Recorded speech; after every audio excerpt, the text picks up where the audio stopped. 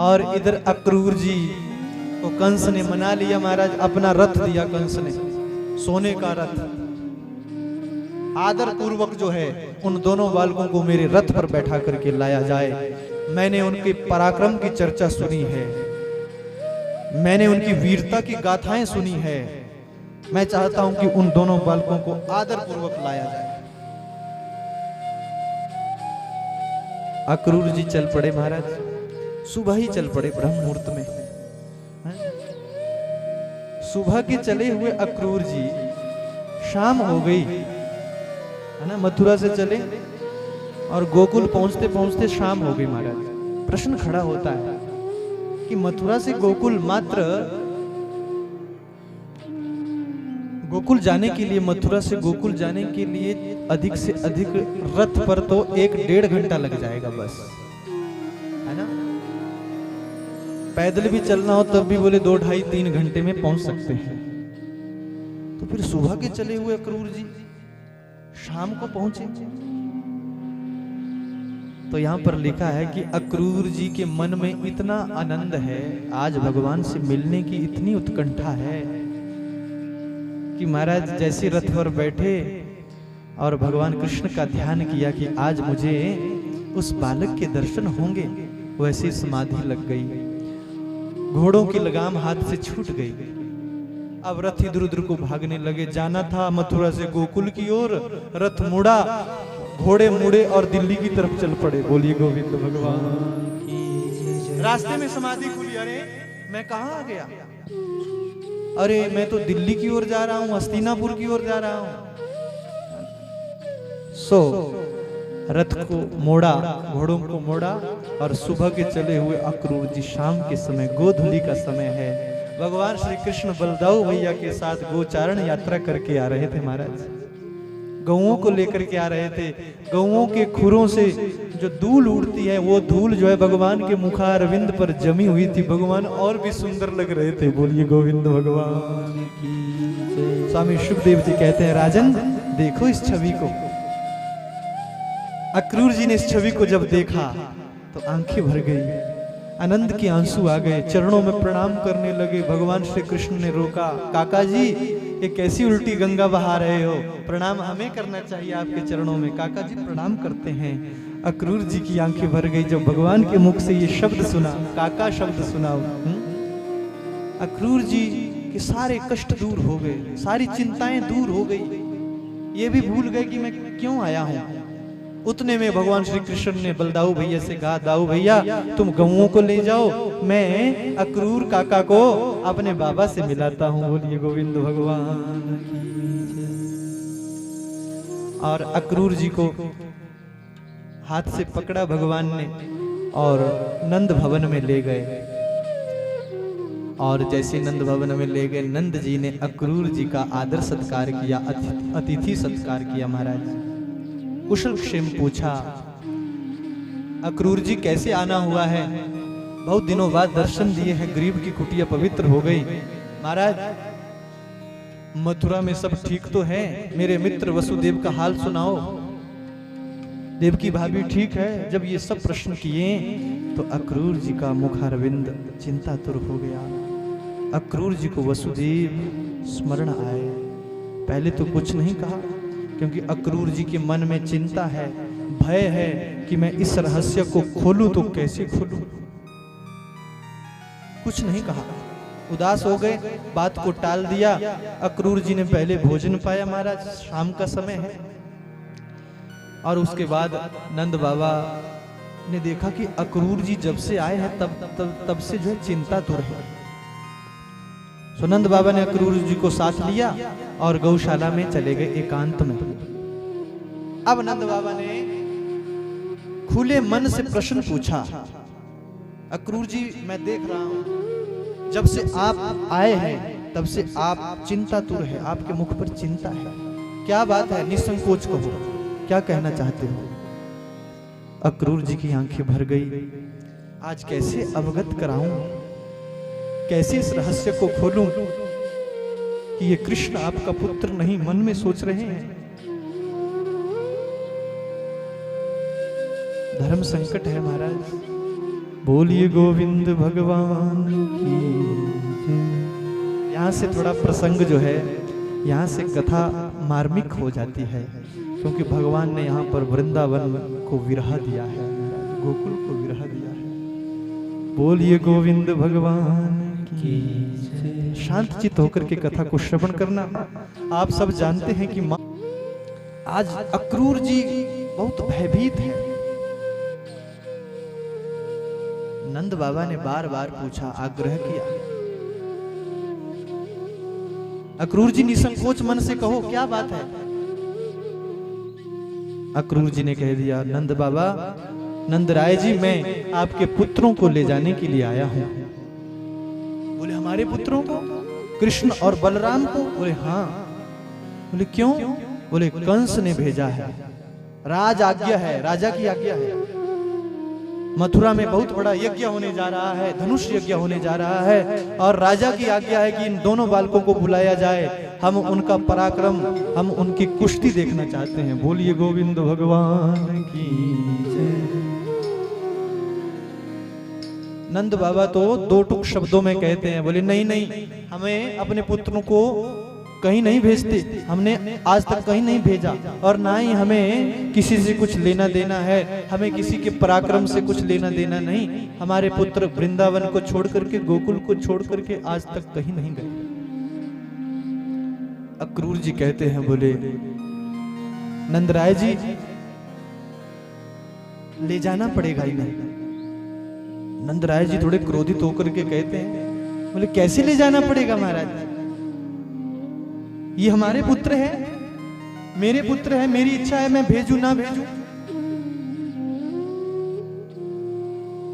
अक्रूर जी कहते हैं, बोले महाराज इन्हें भेजना होगा आपको।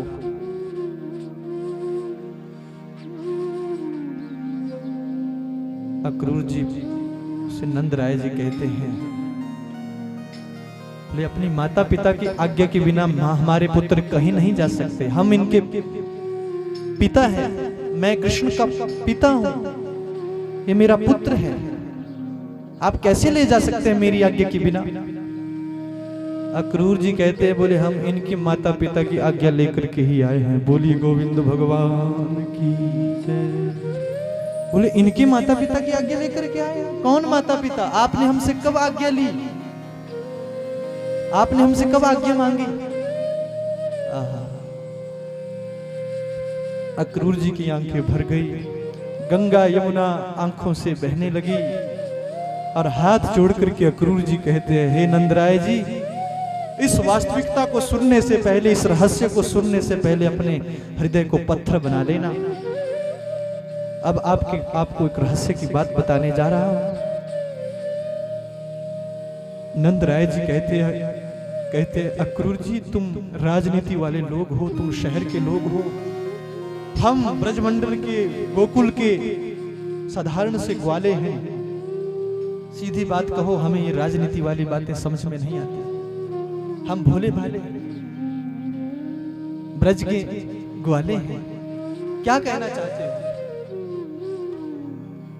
तब जो है आज अक्रूर जी ने दो टुक शब्दों में कह दिया, अरे नंदराय जी, जिन्हें तुम अपना पुत्र समझ रहे हो, तुम्हारे घर में जो दोनों पुत्र रहते हैं, बलराम और कृष्ण, ये वसुदेव और देवकी के 7वें और 8वें पुत्र हैं।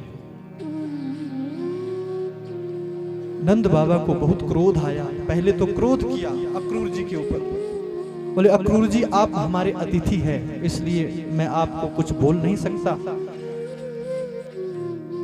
नहीं तो मेरे मन में तो ऐसी भावनाएं आ रही हैं कि आपको इस घर से बाहर निकाल दूं। आप ऐसे कैसे बोल सकते हो कि ये हमारे पुत्र नहीं है? इतना बड़ा झूठ बोलते हुए आपको संकोच नहीं होता? अक्रूर जी रोते हुए कहते हैं, नंदराय जी ये वास्तविकता है, ये बात आपको स्वीकार करनी होगी। अक्रूर जी आज विह्वल हो गए महाराज, टूट गए नंद बाबा जी, नंद राय जी। और जब अक्रूर ने बार बार कहा कि कृष्ण और बलराम वसुदेव और देवकी के 7वें और 8वें पुत्र है, तो नंद राय जी दौड़े दौड़े चले गए उस मूर्ति के आगे, नारायण की मूर्ति के आगे आज हिलकियों से रोने लगे। कहीं कहीं विश्वास भी होने लगा कि ये वास्तविकता हो भी सकती है, क्योंकि भगवान की लीलाओं को याद करते हुए नंद बाबा मन में सोचते हैं, हो सकता है ये राजा का पुत्र हो, किसी क्षत्रिय का पुत्र हो। हम तो यहाँ ब्रजमंडल के साधारण से ग्वाले, इसके पराक्रम को देख करके कभी कभी लगता भी था कि ये मुझ जैसे ग्वाले का पुत्र नहीं हो सकता। हीन भावना प्रकट हो गई। महाराज बोलिए गोविंद भगवान की जय। मूर्ति के आगे सिर पटक पटक करके रोने लगे। भगवान से बात कर रहे हैं, नारायण से बात कर रहे हैं। हे नारायण, हे प्रभु, आप इस जीव के साथ ऐसे क्यों खेलते हो? इन मनुष्यों के साथ ऐसे क्यों खेलते हो? प्रभु, बुढ़ापे में संतान सुख मिला, बुढ़ापे में मुझे संतान की प्राप्ति हुई, पुत्र प्राप्ति हुई, और आज ये अक्रूर कह रहा है कि ये मेरा पुत्र नहीं है। हमारे साथ ऐसे क्यों खेल रहे हो प्रभु? रो रहे हैं महाराज। रोने की आवाज इतनी थी कि माता यशोदा के कानों तक ये आवाज गूंजने लगी। यशोदा माता को आश्चर्य हुआ, अरे लगता है हमारे पति देवता रो रहे हैं। दौड़ी दौड़ी चली आई। महाराज, यशोदा मैया ने तो अभी भोजन भी नहीं पाया है महाराज। हाँ? और यशोदा मैया दौड़ी दौड़ी चली आई और नंद बाबा से आकर के पूछने लगी, महाराज क्यों रो रहे हो? नंद बाबा ने अपने हृदय को पक्का किया। यशोदा से कह रहे हैं, यशोदा, अक्रूर जी से जाकर के ही पूछ लो कि मैं क्यों रो रहा हूं। मुझ में हिम्मत नहीं है कि मैं आपको ये सब रहस्य बता सकूं। यशोदा मैया भी भयभीत हो गई। अरे ऐसा क्या रहस्य बता दिया अक्रूर जी ने? दौड़ी दौड़ी चली गई और अक्रूर जी से जाकर के पूछा, अक्रूर जी, आज मेरे स्वामी ऐसे रो रहे हैं, ऐसे रो रहे हैं, ऐसे मैंने कभी भी पहले अपने स्वामी को, अपने पति देवता को रोते हुए नहीं देखा। आपने ऐसी कौन सा रहस्य, ऐसी कौन सी बात बता दी जिससे मेरे स्वामी ऐसे हिलकियों से रो रहे हैं? अक्रूर जी अब और भी भयभीत हुए, बोले, नंद बाबा को तो जैसे कैसे बता दिया, लेकिन ये तो ममता की मूर्ति है, ये तो करुणा की मूर्ति है। यशोदा को कैसे बताऊं, कैसे बताऊं? मन में विचार कर रहे हैं। यशोदा माता ने जब बार बार पूछा, अक्रूर जी निसंकोच मन से कहो कि मेरे पति देवता से आपने कौन सी बात कही है, वो क्यों रो रहे हैं? अब अक्रूर जी ने यहां पर बोलने की हिम्मत की। पहले यही कहा, बोले यशोदा, इस रहस्य को, इस सच को, इस वास्तविकता को सुनने से पहले अपने हृदय को पक्का कर लेना, पत्थर बना लेना, निसंकोच मन से कहो। अक्रूर जी ने कह दिया, यशोदा, जिसे तुम अपना कन्हैया मानती हो, अपना पुत्र मानती हो, वास्तव में वो पुत्र देवकी और वसुदेव का 8वां पुत्र है। मैं इन दोनों को ले जाने के लिए आया हूं। यशोदा मैया अक्रूर जी से कहने लगी, अक्रूर जी, आपको हमारे प्राण चाहिए तो ले जाओ, लेकिन ऐसा मत बोलो। आपको जो चाहिए सो ले जाओ, लेकिन इतना बड़ा झूठ मत बोलो। इतना बड़ा झूठ बोलते हुए आपको संकोच नहीं होता? आप ही कैसे बोल सकते हैं कि ये देवकी और वसुदेव के पुत्र है? अरे मैंने आज तक इसे एक क्षण के लिए भी अपनी आंखों से ओझल नहीं होने दिया है। हाँ? आप ऐसे कैसे बोल सकते हैं कि ये मेरा पुत्र नहीं है? आज यशोदा माता और नंद बाबा मानो विधाता के द्वारा छल गए हो महाराज। विचलित नंद यशोदा जागे, हार गए होनी के आगे। विचलित यशोदा मैया, विचलित नंद बाबा पूछ रहे हैं, बोले अक्रूर जी इतना बड़ा झूठ क्यों बोल रहे हैं? सब झूठ है, झूठ है, झूठ है कह रहे हैं महाराज। अंत तो गत्वा रोहिणी मैया को लगा कि नंद बाबा और यशोदा मैया को अक्रूर जी ऐसा बोल करके दुखी कर रहे हैं। पूछा रोहिणी मैया ने, अक्रूर जी तुम ऐसा क्यों बोल रहे हो? ऐसा कैसे बोल सकते हो तुम कि ये नंद बाबा और यशोदा का पुत्र नहीं है? अक्रूर जी कहते हैं भाभी, इस रहस्य को सुनने से पहले आपको भी मेरे प्रश्न का उत्तर देना होगा। मान लिया कि ये इनके ही पुत्र है, मान लिया, लेकिन आपसे एक प्रश्न पूछता हूं। पूछो अक्रूर जी। बोले इस बालक को ब्रजमंडल के बीच में गोकुल में किसी ने जन्म लेते हुए देखा? आहा, जब ये प्रश्न हुआ तो ऐसा लगता है जैसे सारा वृंदावन आज शांत हो गया महाराज। बस इसी प्रश्न से यशोदा मैया की वाणी मूक हो गई। बोलिए गोविंद भगवान।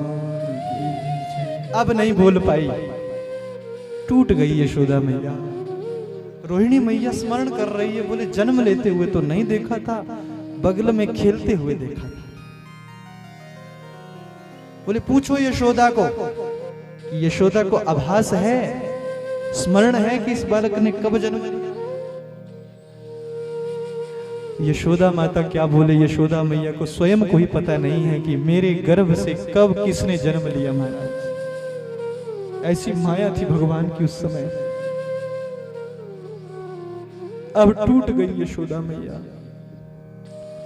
विश्वास होने लगा, भगवान की एक एक लीला को याद करने लगी।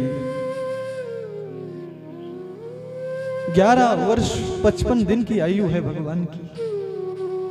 11 वर्ष 55 दिन बाद एक माँ को पता चलता है कि ये मेरा पुत्र नहीं, तो वो माँ रोएगी नहीं तो क्या करेगी महाराज? मन को मनाती है ना, एक बार मन को मनाती है, फिर प्रश्न करती है, नहीं ऐसा नहीं हो सकता। अक्रूर जी से कहती है, बार बार कहती है, झूठ मत बोलो अक्रूर जी, ऐसा नहीं हो सकता, ये मेरा पुत्र है। लेकिन फिर अक्रूर जी फिर पूछते हैं, बोले देखा है इसको जन्म लेते हैं?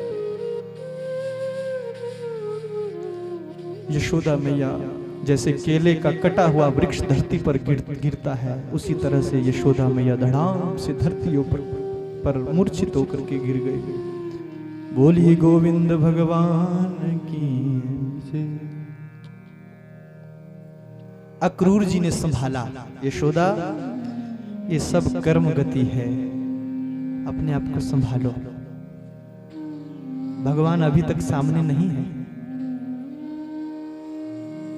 अपने नंद भवन में यशोदा मैया, गौशाला में ये सब बातें हुई। अब नंद भवन में जब पहुंची तो आज यशोदा मैया ने भगवान श्री कृष्ण से बात करना भी बंद कर दिया। मानो रूठ गई मैया, मां रूठ गई कन्हैया से। जब भगवान ने मां यशोदा का ये व्यवहार देखा ना, तो वो तो अंतर्यामी है और भगवान को इस बात का पता भी है कि अब वृंदावन छूटेगा भैया, प्रेम लीला हो चुकी है। इसके बाद तो मुझे कंस आदि दैत्यों का उद्धार करके, फिर जरासंध आदि दैत्यों का उद्धार करके इस धरती को पाप से मुक्त करना है। इसलिए भगवान निष्ठुर हो गए। पूछा मैया क्या बात है, क्यों रो रही हो? यशोदा से पूछ रहे हैं, क्यों रो रही हो मैया? यशोदा माता कुछ बोलती नहीं, कंठ अवरुद्ध है, आंखें भरी हुई है और भगवान को टकटकी दृष्टि से देख रही है और भगवान की एक एक लीलाओं को याद कर रही है। समय बीत गया महाराज। अक्रूर जी विश्राम कक्ष में चिंतन कर रहे हैं, नंद बाबा अपने विश्राम कक्ष में है।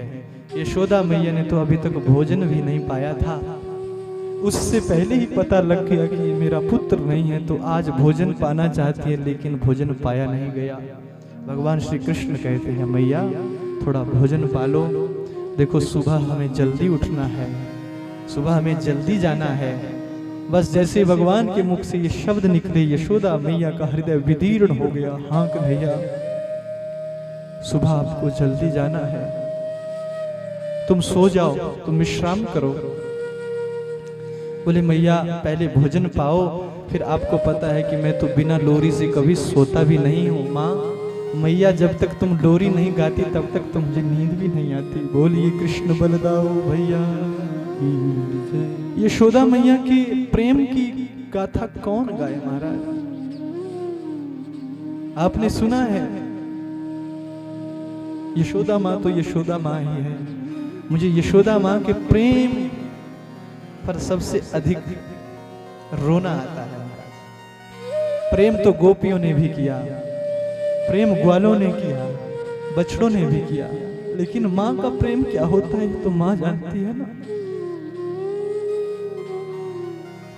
और 11 वर्ष 56 दिन के बाद पता चल रहा है कि ये मेरा पुत्र नहीं है, तो मन कैसे मनाए, कैसे मनाए अपने आप को।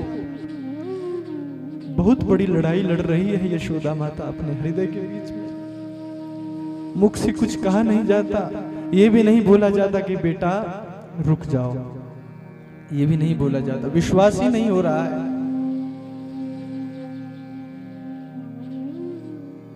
भगवान कहते हैं मैया बिना लोरी से तो मुझे नींद भी नहीं आती, इसलिए भोजन पाओ और मुझे जैसे सुलाती थी वैसे सुलाओ। यशोदा माता मन में सोचती है कि इसके साथ रूठने से क्या मिलेगा मुझे। एक रात्रि का अभिमान है, एक रात्रि का मेहमान है ये, सुबह चला जाएगा, इसलिए इसकी बात मान लेती हूँ। सो यशोदा मैया भोजन पाने लगी, लेकिन निवाला अंदर को नहीं महाराज, निवाला तो बाहर को निकले, भोजन कहाँ पाया जाए, इस स्थिति में कहाँ खाया जाता है, कहाँ पाया जाता है। बड़ा मार्मिक प्रसंग है। स्वामी शुकदेव जी राजा परीक्षित से कहते हैं राजन ये यशोदा माता का प्रेम है।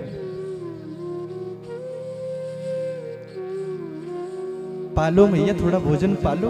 भगवान कह रहे हैं बस कन्हैया आज भूख नहीं है, तुम सो जाओ, आओ मैं तुम्हें सुला देती हूँ, तुम्हें लोरी सुनाती हूँ। और भगवान को उसी पल्ले में सुला दिया और फिर वैसे ही सुलाती है जैसे नित्य प्रति सुलाती थी। लेकिन आज भाव बदल गए हैं महाराज, आज आंखों से गंगा यमुना बह रही है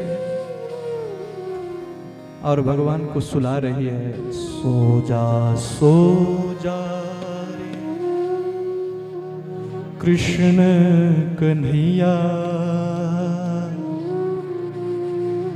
तेरा पलना झुलाए तेरी मैया।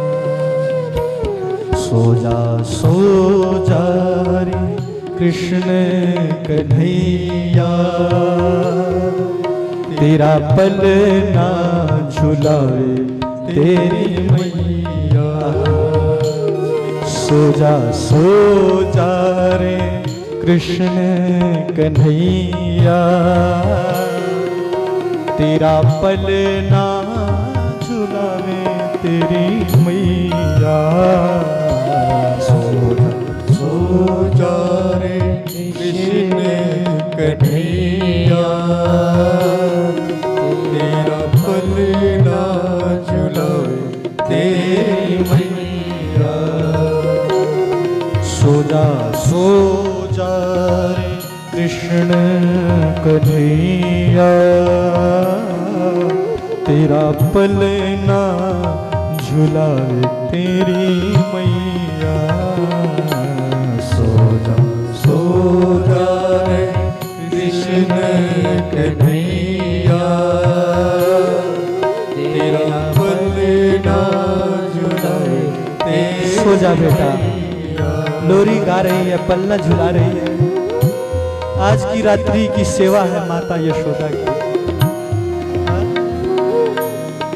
और आंखों से अविरल आंसू की धारा है। भगवान झूठ मूठ में सोने का नाटक कर रहे हैं, है ना। अंतरात्मा तो भगवान भी बड़े कष्ट में है, लेकिन रोए नहीं। भगवान जानते हैं कि अगर मैं रो गया तो ऐसा ना हो माता यशोदा को आभास हो जाए कि अब ये गोकुल नहीं आएगा। तो गा रही है सो जा बेटा सो जा।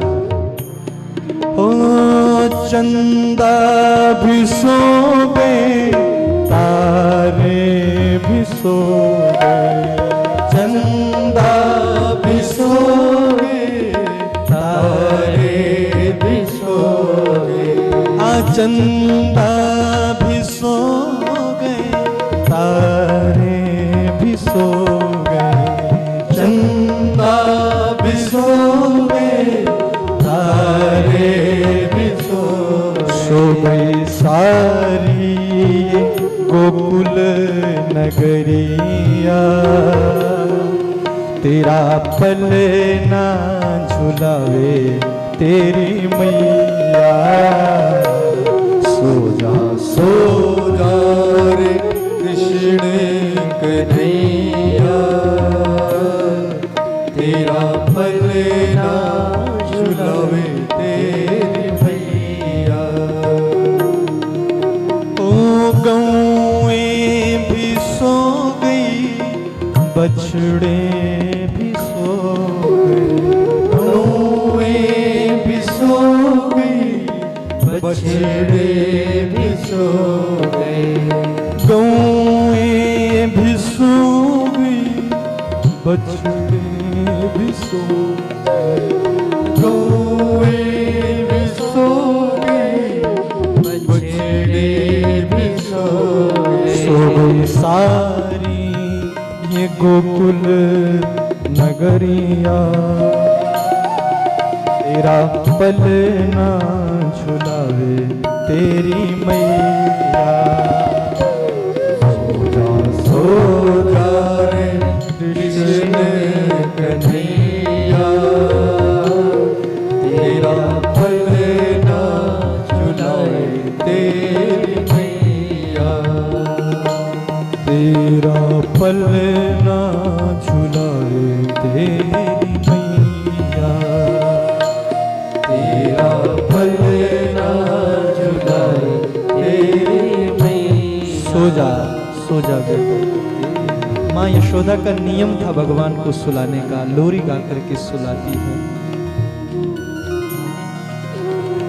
भगवान ने सोचा कि अगर मैं सोऊंगा नहीं तो मैया भी नहीं सोएगी, इसलिए झूठ मूठ में आंखें बंद करके सो गए। नींद तो नहीं है लेकिन आंखें बंद करके सो गए। अब यशोदा मैया अपने मन को हल्का करने के लिए अपने उस स्थान से उठी और नंद भवन के आंगन में जाकर के उस ओखल का सहारा लेकर के बैठ गई, जिस ओखल से भगवान को बांधा था।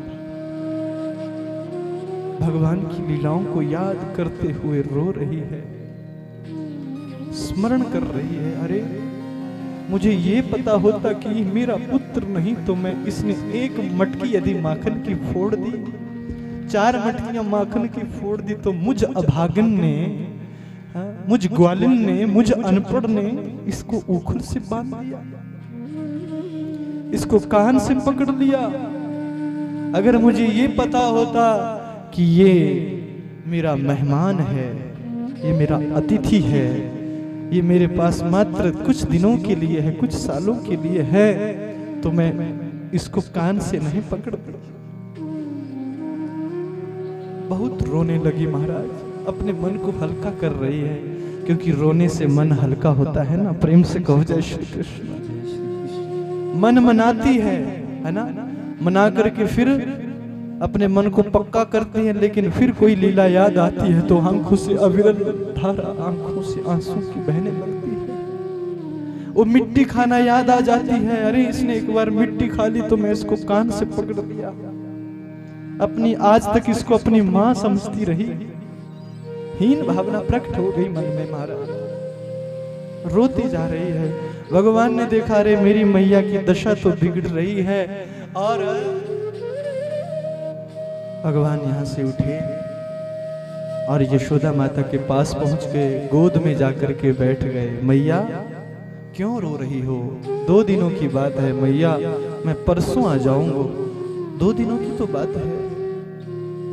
यशोदा अपने आंसुओं को पोंछ करके कहती है, हाँ कन्हैया, बस ऐसे ही रोना आ रहा है, आपकी लीलाएं स्मरण आ रही है, आपकी बातें स्मरण आ रही हैं, इसलिए रो रही हूं।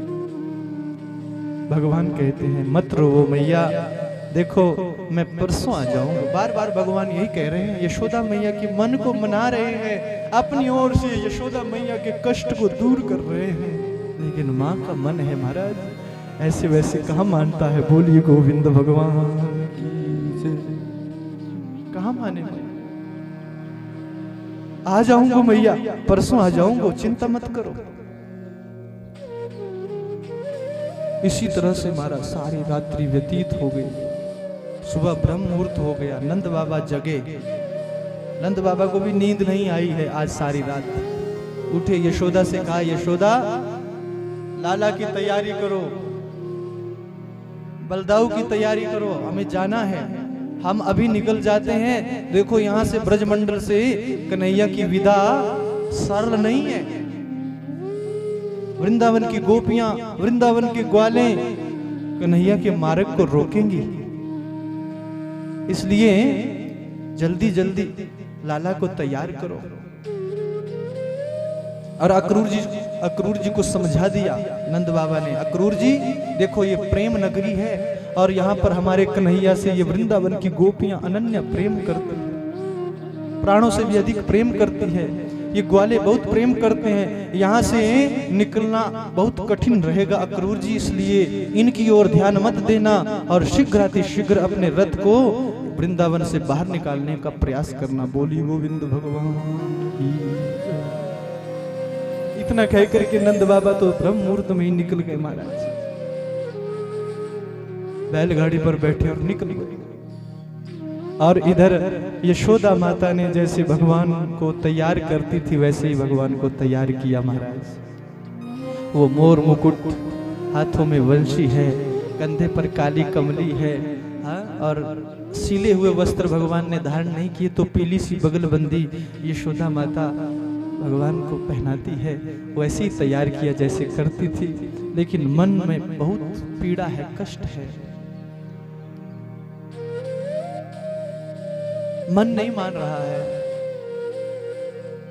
अब भगवान जाने के लिए तैयार हुए तो देखा कि नंद भवन के आगे तो महाराज गोपियों की भीड़ लगी है, ग्वालों की भीड़ लगी है। नहीं जाने देंगे अपने कन्हैया को, कहीं नहीं जाने देंगे, अपने कृष्ण को कहीं नहीं जाने देंगे। लेकिन भगवान ने किसी की ओर ध्यान नहीं दिया, सबसे हाथ जोड़ करके विनती कर रहे हैं, गोपियों, हे ग्वालों, बस 2 दिनों की बात है, परसों आ जाऊंगा। और रथ पर बैठ गए। बोली गोविंद भगवान की जय। अक्रूर जी रथ पर बैठे हैं, भगवान की प्रतीक्षा कर रहे थे। भगवान जैसे रथ पर चढ़ने लगे ना, यशोदा मैया नंद भवन से दौड़ी दौड़ी आई महाराज। और इस बार तो यशोदा मैया से रहा नहीं गया, अपने मन की बात जो है भगवान को सुना दी। कन्हैया मत जाओ, ओ रे कन्हैया पढ़ो तो रे पैया, मत जा मत जा मत जा। सूरदास जी की दृष्टि है, यशोदा माता कह रही है, ओ रे कन्हैया पढ़ो तो रे पैया, मत जा मत जा तो मत जा रे।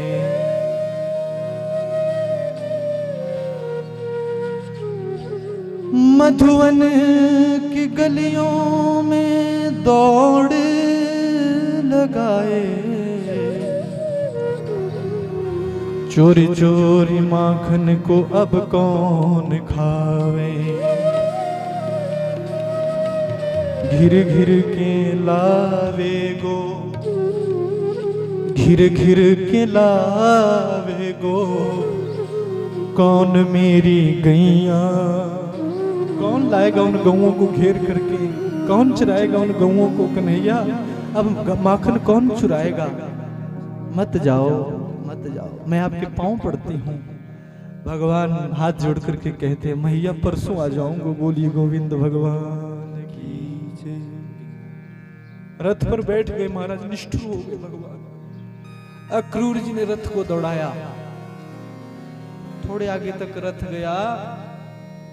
यशोदा माता फिर आवाज लगाती है, रुको रुको, 1 मिनट रुको, है ना। अक्रूर जी के रथ को रोक दिया। लड़खड़ाती कदमों के साथ यशोदा मैया आज अंतिम बार भगवान को अपने कंठ में भरती है। कह रही है, अरे कन्हैया एक वचन दो मुझे, प्रेम से कहो जय श्री कृष्ण। कहीं ना कहीं मन नहीं मान रहा है, क्योंकि यशोदा जानती है कि तो देवकी और वसुदेव का पुत्र है। अब ये क्यों आएगा यहाँ पर, है ना, वृंदावन में क्यों आएगा, गोकुल में क्यों आएगा, इसके माता पिता तो मथुरा में है। इसलिए सारा विचार करके क्या कर रही है, अंतिम शब्दों से भगवान को विदाई दे रही है। वचन दो मुझे कन्हैया, क्या वचन चाहती हो मैया। देखो कन्हैया, मैं तो एक साधारण सी अनपढ़ सी ग्वालिन हूं। तुमने ब्रजमंडल में, मेरे गोकुल में, नंद भवन में 2 मटकियां माखन की फोड़ दी, तो मुझ अभागन ने तुझे उखल से बांध दिया। तुम्हें कभी कभी कान से पकड़ा, कभी कभी चटाक लगा दी। कन्हैया, मुझे वचन दो कि तुम अपनी माता देवकी से ऐसा कभी नहीं बोलोगे। प्रेम से कहो जय श्री कृष्ण। भगवान की आंखें भर गई। किसकी नहीं भरे महाराज इस प्रेम को देख करके।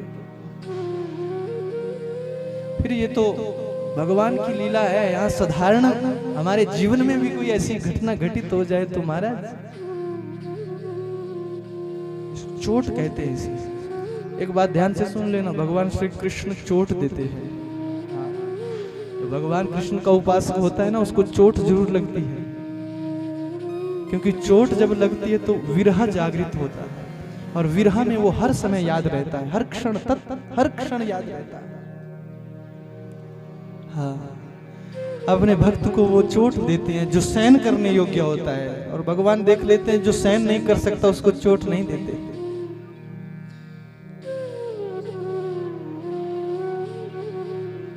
साधारण तो है नहीं प्रभु। यशोदा माता की दशा भगवान ने देखी तो भगवान से भी नहीं रहा गया। भगवान की आंखें भी भर गई, लेकिन भगवान ने एक भी आंसू नहीं गिराया है महाराज। जानते हैं कि अगर मैं रो जाऊंगा, मेरे आंसू गिरेंगे तो यशोदा मैया को आभास हो जाएगा कि अब मैं वृंदावन नहीं आ पाऊंगा। इसलिए रोए नहीं, स्वयं कठोर हो गए, पत्थर हो गए, निष्ठुर हो गए। और यशोदा मैया गिड़गिड़ाती हुई कहती है, कन्हैया अपनी माता देवकी से ऐसा कभी मत बोलना कि मैंने तुम्हें ऊखल से बांधा, मैंने तुम्हें कान से पकड़ा, मैंने तुम्हें एक चटाक लगा दी, तुम्हें थप्पड़ भी लगा दिए। हाँ, ऐसा कभी मत बोलना कन्हैया, मैं आपके पांव पड़ती हूँ। मैं तो कहती हूँ कि मत जाओ, लेकिन तू मान नहीं रहा है तो जाओ, लेकिन अपनी माता देवकी से ऐसा कभी मत बोलना। प्रेम से कहो जय श्री कृष्ण। मैया, मैं वचन देता हूँ, कहीं भी रहूं, किसी भी स्थिति में रहूं, मैं तो यशोदा नंदन के नाम से ही प्रख्यात होऊंगा, है ना। मुझे देवकी नंदन के नाम से लोग कम जानेंगे, यशोदा नंदन और नंद नंदन के नाम से मेरे चर्चे होंगे। तुम ही मेरी माँ हो, मेरी मैया हो, आपने मेरा पालन पोषण किया है। हाथ जोड़े भगवान ने, चरणों में प्रणाम किया, रथ पर बैठे अक्रूर जी से कहा चलो अक्रूर जी। अब जो है अक्रूर जी ने रथ को भगाया। यशोदा मैया रथ की धुरी को तब तक देखती रही जब तक वो रथ की धुरी दिखना बंद नहीं हो गई। आज वृंदावन ब्रजमंडल जो है शांत हो गया। इस ऐसे शांत हो गया जैसे पूरा दिन पक्षी कलरव करते रहते हैं, और शाम के समय जैसे पक्षियों का कलरव शांत हो जाता है, वैसे वृंदावन शांत हो। और यमुना के किनारे अक्रूर जी का रथ पहुंचा, भगवान का रथ पहुंचा, तो यहाँ पर अंतिम भेंट राधा रानी से हुई। ये भगवान की आह्लादिनी शक्ति है, वृंदावन की शक्ति है महाराज। आज भी वृंदावन में राधे राधे गाया जाता है। बोली राधा रानी सरकार की जय। राधा रानी बैठी हुई है यमुना के किनारे। यहाँ पर भगवान श्री कृष्ण और राधा का अंतिम मिलन है, और इस मिलन में शब्द कम है और मौन संभाषण अधिक है। भगवान ने आवाज दी, राधे मुझे अनुमति दो। राधा रानी कहती है, प्रभु आपको कौन अनुमति दे सकता है, आपको कौन रोक सकता है, आपको मोह नहीं होता, आपको कोई बांध नहीं सकता, आप बंधन में नहीं रह सकते, इसलिए आपको कौन रोक सकता है, और आपको हम क्या अनुमति दें, आप स्वतंत्र हैं। भगवान मन में सोच रहे हैं कि राधा रानी दुखी हो रही है, तो भगवान कहते हैं राधे तुम मेरी प्राण वल्लभा हो, इसलिए जाते जाते मैं कुछ चिन्ह जो है आपको सौंप करके जा रहा हूं राधा। आज से वृंदावन की महारानी, वृंदावन में आपके ही चर्चे होंगे। तो यहाँ पर संत कहते हैं कि भगवान ने अपनी 3 वस्तुएं राधा रानी को दे दी। सबसे पहले तो भगवान ने वो मोर मुकुट उतारा और राधा रानी की गोद में रख दिया। कमर पर वंशी लटकाए रखते थे, वंशी को निकाला, राधा रानी को दे दिया। वृंदावन में तो प्रेम की ही वंशी बजती है। बोलिए गोविंद भगवान की।